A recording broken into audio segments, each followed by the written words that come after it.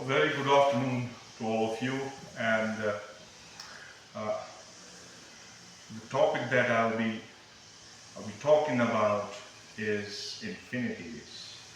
And when we think about infinities in mathematical sense, it's something that we cannot define.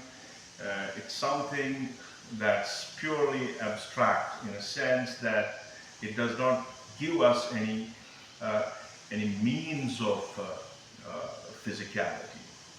But in physics, what we do is we deal with infinities.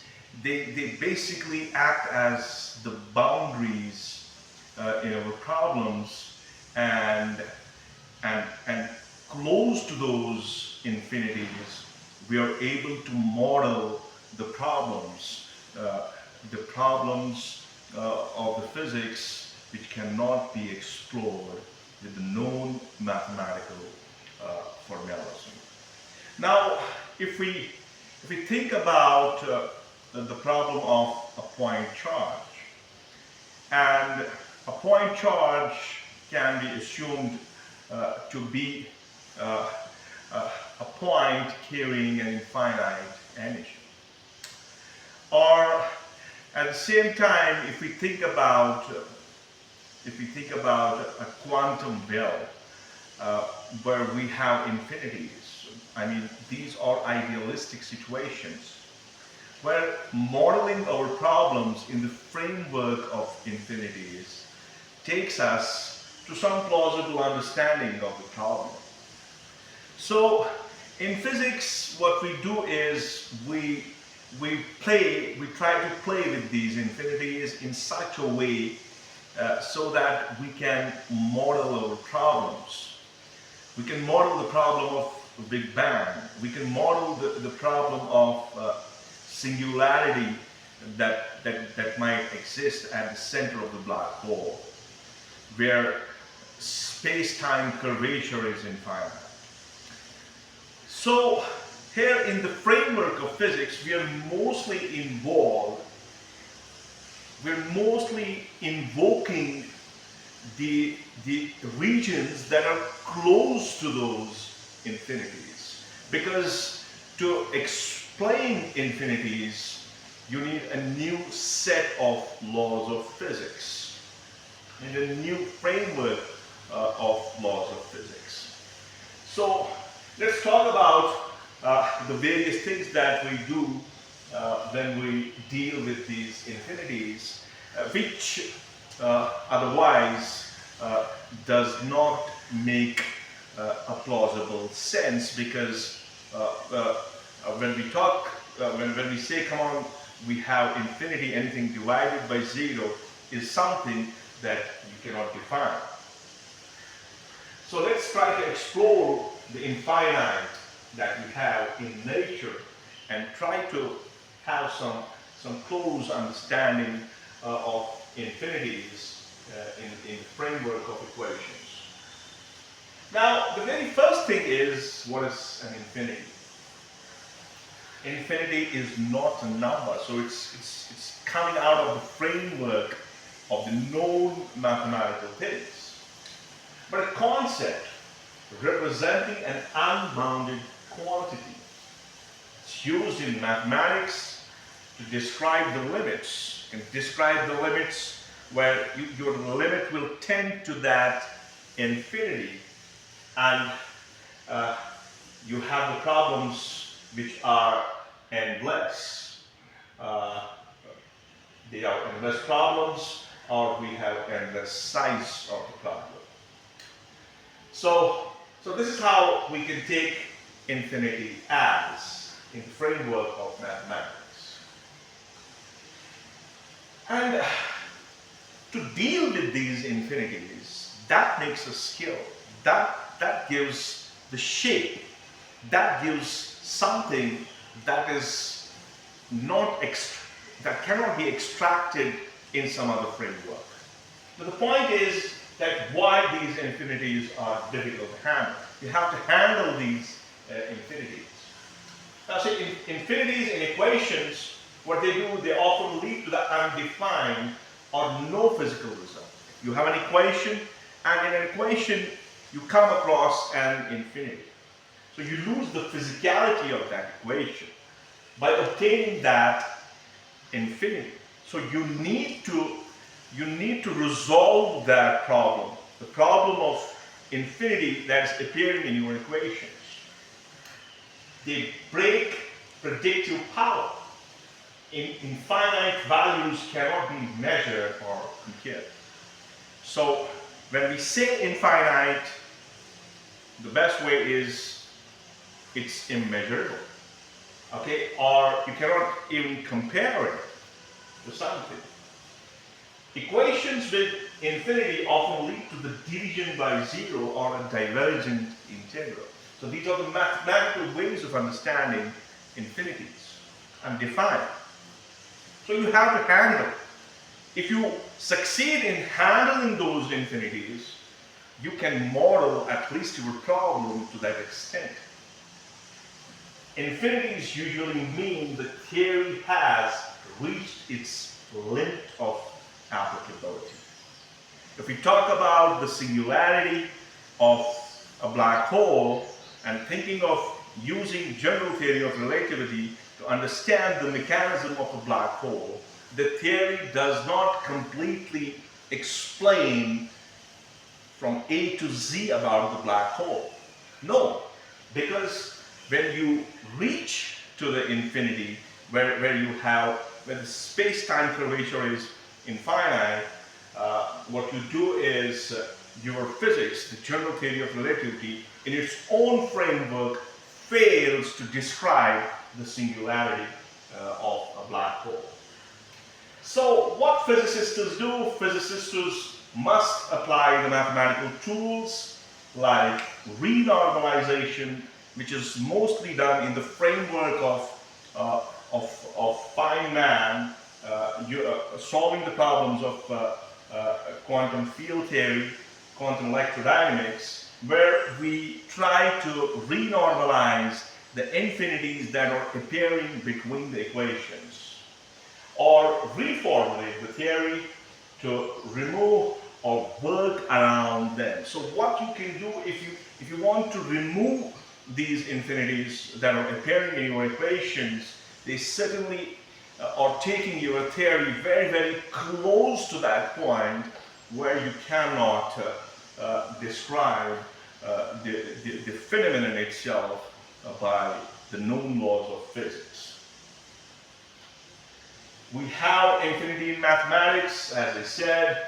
It appears in calculus. We use the limits, and we have infinities in set theory, what we call as cardinality, and we have infinities that appear in number theory.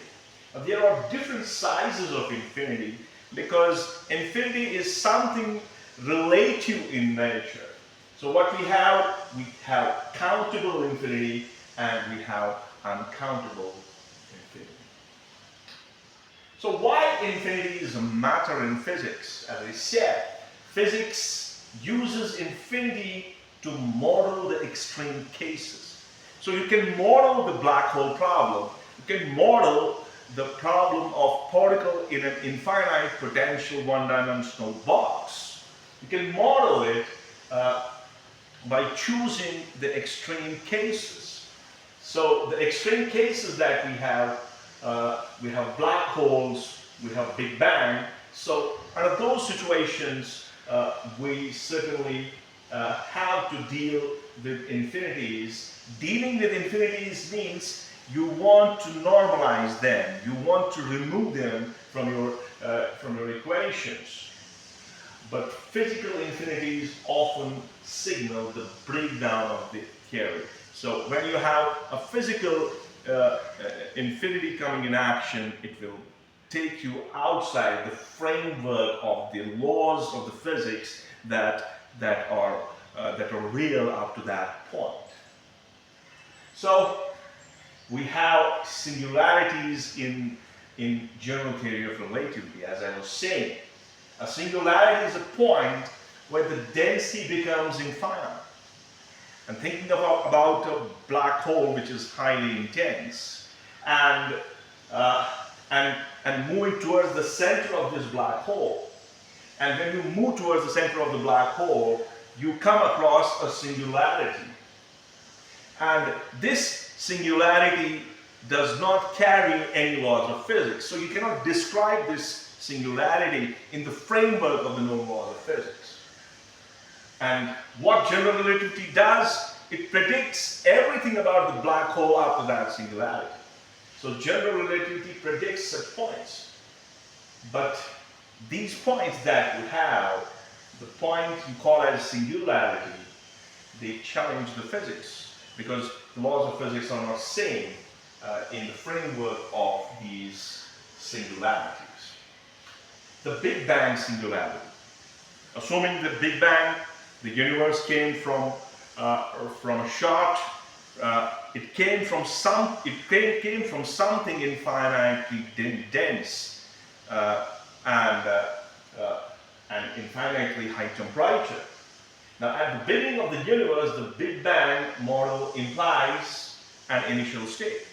So you are not starting from nothing here, you're starting from a point. But that point is acting as an initial state, a singularity, and you cannot describe it. It has its own set of laws, and we have no such framework of known laws that can describe that primeval atom, the starting point of the Big Bang. So what we have, the Big Bang model implies an initial state of infinite density. So infinite density means you cannot handle it by the known laws of physics. So this is likely an indication that new physics is needed. So you need totally a completely new framework, new laws to describe this initial state of the Big Bang. In quantum field theory, we come across infinite energies. So quantum field theory sometimes predicts infinite energy densities in the vacuums, the states of vacuums. So what it does, this leads to the need of some special techniques to manage them. Otherwise, you cannot predict what you want to predict in the framework. So you come across the vacuum that's carrying infinite energy densities. So here what we do, we use renormalization techniques, generally in quantum field theory. So we use renormalization. We call it taming infinities. So renormalization is a method to absorb infinities into a redefined parameter. So you take on a mathematical framework and insert these infinities in that framework and try to redefine these parameters. And we use this renormalization. It is used successfully in quantum electrodynamics and other quantum field theories. Casimir effect, which is an experimental truth in front of us, that if you have two plates made of metals and you suspend these two plates in space where there is no observable energy or matter, you find that there is a dragging force. The two plates move towards each other, indicating that the fluctuations between the plates must be less than that of the modes of fluctuations between the two plates must be less than that of the fluctuations that are existing outside. And this experimental outcome is basically the limiting case, the renormalization that we incorporate in quantum field theory. So despite infinite vacuum fluctuations, the Casimir effect yields a measurable finite force. What it does basically, it shows how correct handling of these infinities gives the physical predictions. You perfectly predict that you're performing the experiment in the form of a Casimir effect in quantum field theory. And where from it's coming? It's coming from the renormalization of the infinities that we come across while solving those problems. And asymptotic, we have a mathematical rule of asymptotic freedom in quantum chromodynamics. So what we have at very small distances, we have quarks, and these quarks interact weakly. They interact due to the structure of quantum chromodynamics. So the theory deals with these infinities at very, very large energies through these asymptotic solutions. Use these asymptotic solutions where you don't actually touch those infinities, but what you do is you take your problem very, very close to the infinity. The problem of infinite self-energy. If you go in the framework of classical electrodynamics, a point charge has infinite self-energy, as I said in the beginning of this presentation. Now, how we resolve this classical electrodynamical problem? A point charge has infinite self-energy. And we can have another example, talking about the gravitational force between the 2 point charges. If the 2 point charges are completely intact with each other, if there is no R between these point charges, the Newtonian gravitational equation fails, because now you are dealing with an infinity. Your R is equal to 0. So that's another case of infinity. As we have in classical electrodynamics, a point charge has infinite self-energy. What we do here, we have quantum theory, and quantum theory resolve this using renormalization in the framework of quantum field theory. Infinity in thermodynamics. Thermodynamics, okay, you have statistical mechanics, and you have microscopic statistics, you have macroscopic statistics, and you have infinite particles or states. And these infinite particles or states used to simplify the models. But what you do in them is you assume that the density of the particles is constant. As we talk about an infinite sheet of charge. And we solve this problem by assuming an infinite sheet of charge. If you remember, we take a Gaussian cylinder, we merge it into this infinite sheet of charge, and we solve it using Gauss's law. So there is a dealing. A physicist has to deal. He has to acquaint himself so that he can deal with these infinities. And a person who succeeds in dealing with the infinities is able to model the problem he is interested in. We have thermodynamic limit in thermodynamics. Number of particles approach infinity for continuous behavior. If we assume that the behavior is continuous, now number of particles goes infinitely large, but at the same time you can model your problem. In multiverse case, assuming that we have a range of universes, infinite universes, some cosmological models predict an infinite number of universes. So they model them under the limits, they configure these problems. And what it does, it raises philosophical and physical questions about the actuality of the infinity. Do infinities exist in nature? This is a very fundamental question. So what we do, some physicists argue, infinities are only artifacts of mathematics. And real-world quantities may always be finite. One more of atoms. The real-world particles may always be finite, but incredibly large. So to give the final thought on infinities, They don't make any sense when you take them in a very, very pure, abstract mathematical framework.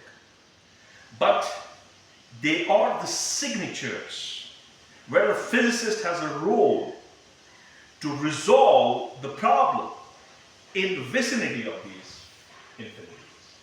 So infinities in physics often reveal the limits of our theories, beyond which the theory that we started with, classical theory, electromagnetic theory, quantum theory, they all will have results up to that point.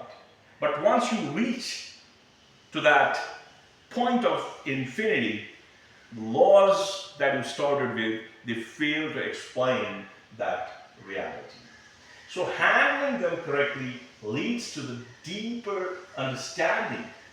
It's the handling, how you handle those infinities, that's what makes the difference. That's what gives something more precise than that of what it was yesterday. And new discoveries. Okay, so this was the last slide. So I hope you will like this short video on infinities. Bye.